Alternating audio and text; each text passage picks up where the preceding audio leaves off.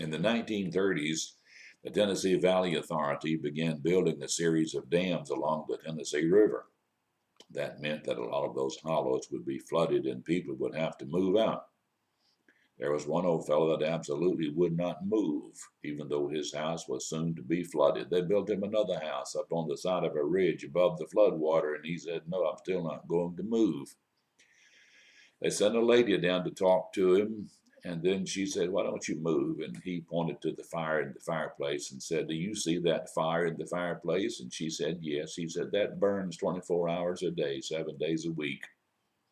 He said, "My grandfather started that fire when he first built this cabin. Matches were unheard of. Had a hard time getting a fire started. But he built the fire, and he made my father promise that he would never let the fire go out. My father made me promise I would never let the fire go out. That fire has burned continuously for over 100 years." The lady sought for an answer, and she said, "We'll do this. How about if we take an iron box, put coals from the fire in the iron box, take it up to your new house, put it in the fireplace, and there by the same fire will be burning, except just in a new place." He thought for a minute, talked with his family, and he said, "Yes, we can do that." So they removed the embers from that 100-year-old fire, moved to the new house, put it in the fireplace, stoked it, put in new wood, and the fire began to burn. For you see, this man had promised that he would never let the fire go out. The father had promised, "I'll never let the fire go out." The grandfather had said, "I'll never let this fire go out."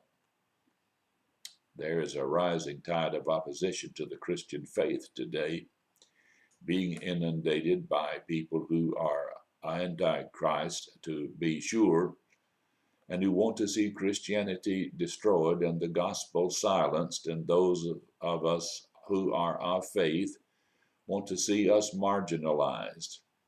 But we must be as determined as the old men near the Tennessee Valley and near the river, that we will never let the fire go out.